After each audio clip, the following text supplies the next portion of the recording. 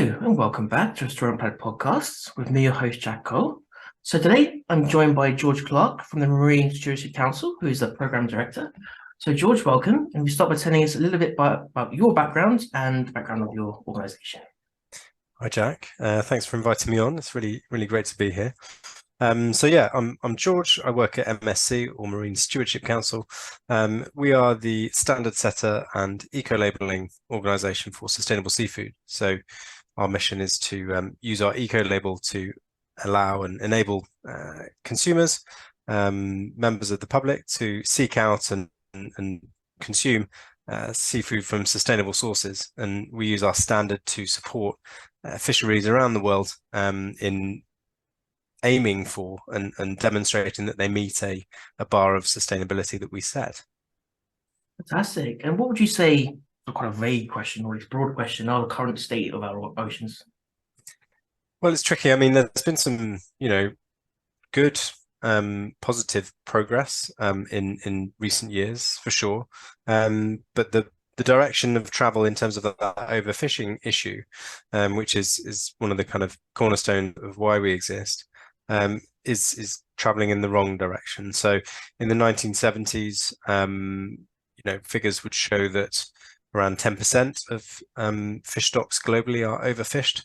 The figure at the moment is over a third. So it's clearly an issue that's not been solved and in fact is exacerbated in certain areas of the world. MSC was started after a real kind of existential issue in one fishery in particular. That was the Grand Banks cod fishery in Newfoundland. And the collapse of that fishery was the kind of canary in the mine, if you like, or the final straw that really galvanized that need from conservation and business to come together and create a standard for sustainability in fishing. And that was the WWF and Unilever, who owned Birdseye, the famous fish finger brand at the time, and that's how we were born effectively. And I would say that we've been doing some great work over the past 25 or so years.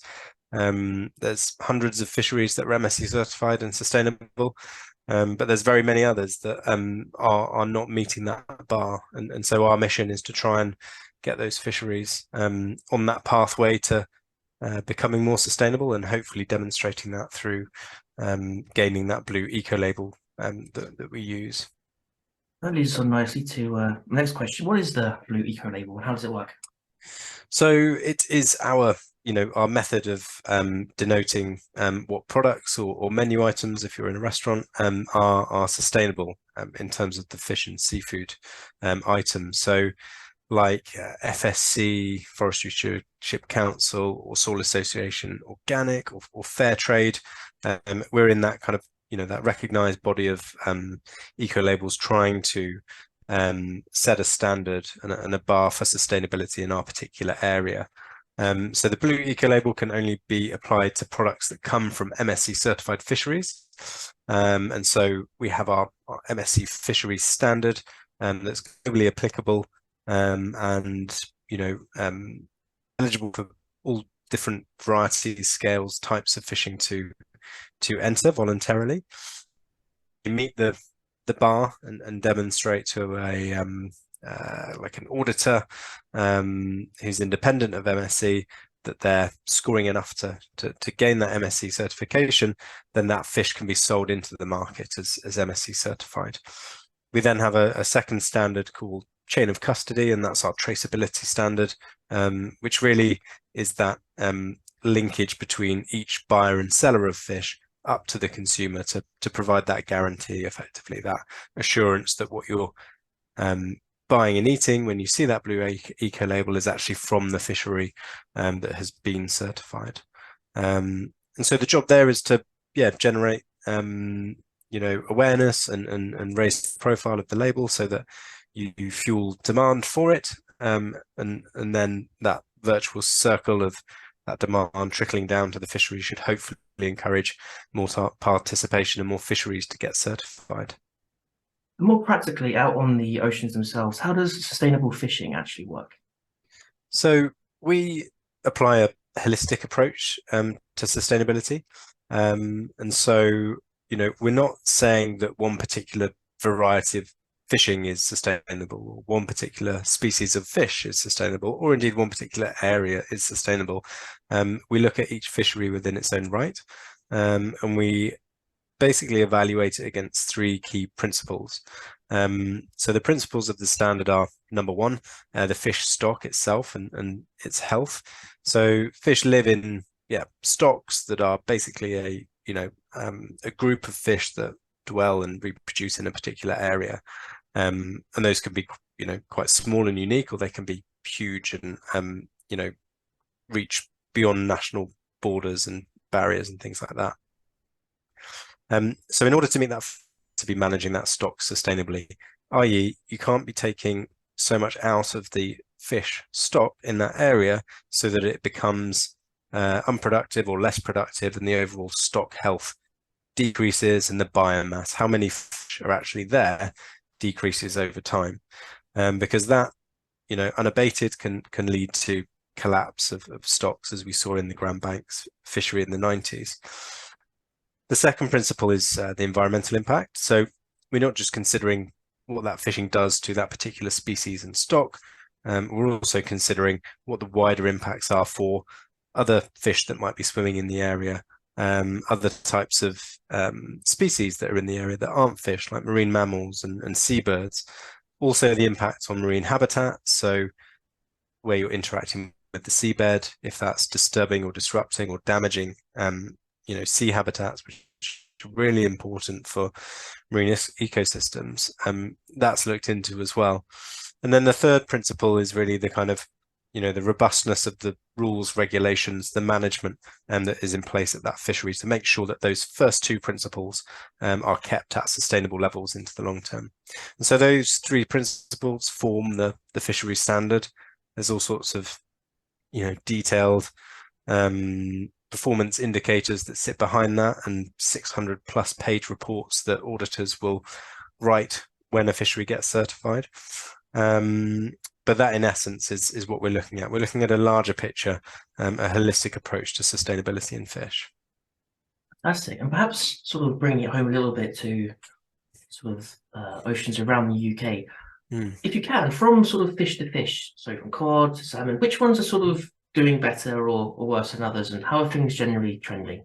Yeah, so I think we, have a set of certified fisheries in the UK in terms of our program, but it's important to kind of lay out that not all fisheries in the UK are MSC certified. It's a select group, and that actually fluctuates. So, whereas North Sea cod was certified up until a few years ago, it's currently not, because the stock health was an issue. There's rebuilding plans as a result, and the aim and hope there is, I think, to bring that fishery back up to a level where it could enter an MSC assessment again. But things like haddock, saithe or coley, plaice, hake, all in the North Sea, Scottish catches, are MSC certified. So that's a really great set of whitefish species that carry the blue MSC UK label. If you go a bit further north up to Shetland, you've got crab and scallop, so brown crab and scallop, some really nice shellfish examples that are fished by some very, small scale local communities up in Shetland. I had the pleasure of visiting Shetland last year and going on one of the scallop vessels and one of the crab vessels, just to see the sort of care and attention that these fishermen put into their livelihoods, and it was really quite spectacular. And then we've got a number of cockle fisheries that are certified in the UK. So we've got the Bury Inlet and Dee Estuary, and then the Thames as well. There's a fishery there for cockles. And so that's really, really nice to see those types of species, seeing the value in demonstrating their sustainability. Moving further south, we've got more cockles, in fact, and clams out of Poole Harbour. And that's a really great fishery. It's one of those, again, really small scale fisheries.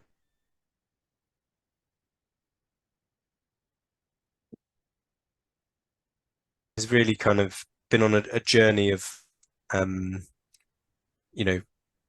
recovery and replenishment and revitalization in terms of that fishery in that really unique and beautiful location. They were in a really tricky spot during COVID because, like many fisheries, their foreign markets and their local food service restaurant markets kind of disappeared overnight, and they were really challenged by, having spent so much time improving, their fishery and meeting that MSC standard and putting so much investment into that. What now after these markets had disappeared? But then, because it's been on that journey, because it's certified, Waitrose, the supermarket, actually recognised the value in their product and their story, and started selling them on their fish counters in Waitrose. And they're, I think, now in 150, maybe 200 stores, and that really shows you how turning things around, because a fishery like that was quite unregulated, or rather, the regulations were ignored, let's say, to something that is really high performing and best practice, shows how you can change things. And I guess that's what MSC is in essence. It's a market-based program for sustainability, and so we need to use that market demand and that consumer demand to drive sustainability in fisheries. And then moving down to Cornwall, you've got some great examples down there in Cornish sardines and Cornish hake. Again, really great turnaround stories from stocks that were overfished in the 90s and lower than they should be, recovered now. Very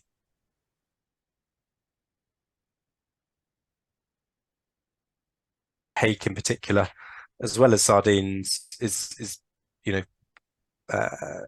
probably a fish that was quite underappreciated, but it's now overappreciated. It's loved by chefs across the country, and it's available in supermarkets, and I think that's really been a nice turnaround story too. But yeah, there's a number of challenges elsewhere. We recognize that the bar of MSC is sometimes unobtainable in the short term for fisheries. So what we've been doing over the past 10 years is working with those fisheries that are maybe quite a ways off meeting that bar, and trying to help them along the way to make improvements that ultimately should get them more to a place of being ready to go for an MSC assessment. So we've been working on a project called Project UK that runs a series of fishery improvement projects, or FIPs, around the UK, and it's those fisheries where we're really working hard to drive the improvements and utilizing our network to help support those fisheries in doing that. And what are some of those challenges specifically of those fisheries that are a little bit not quite there yet?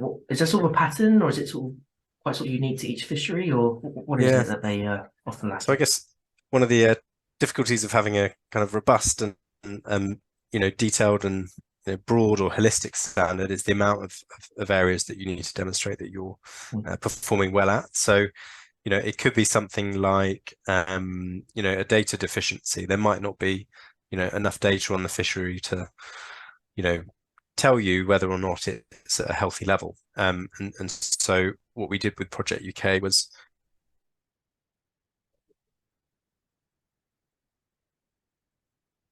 scored all the 28 performance indicators that sit behind the 3 principles to flag where the gaps are and where the improvements might need to be made. So yeah, it could be data relating to the stock health in a principle 1 area.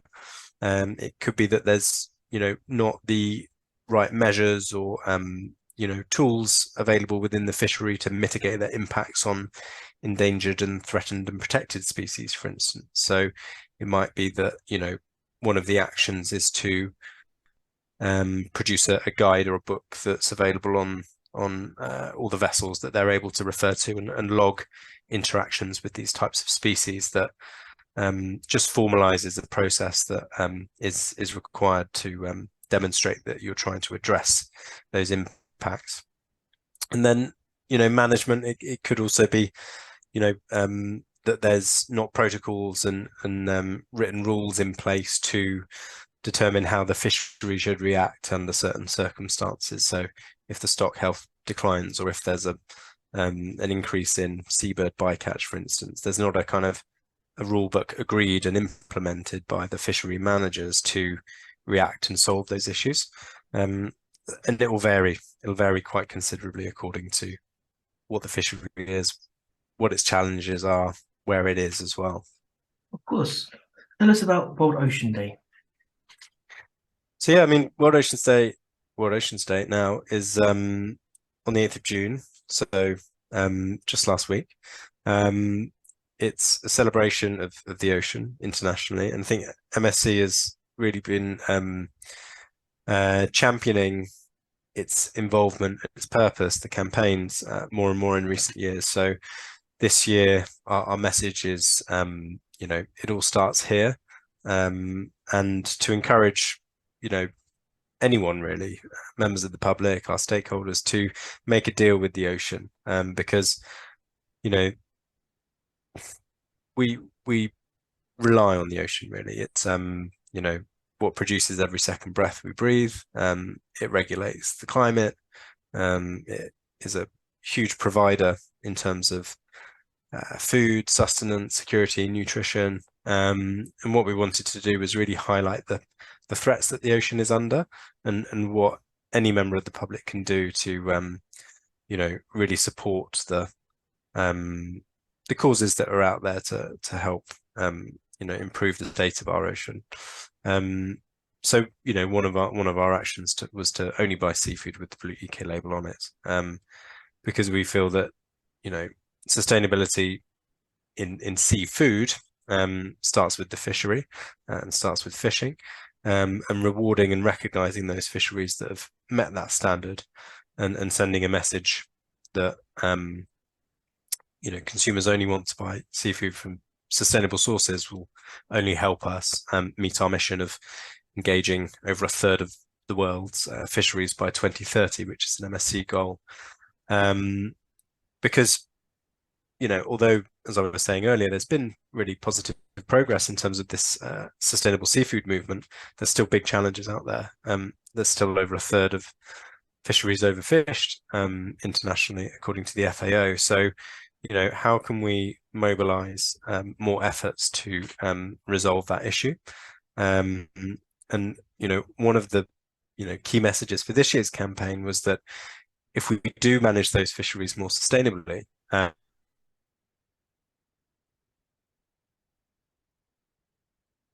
from them. And so that's really, really important from a food security point of view, where we've got a global population that's estimated to reach just under 10 billion by 2050.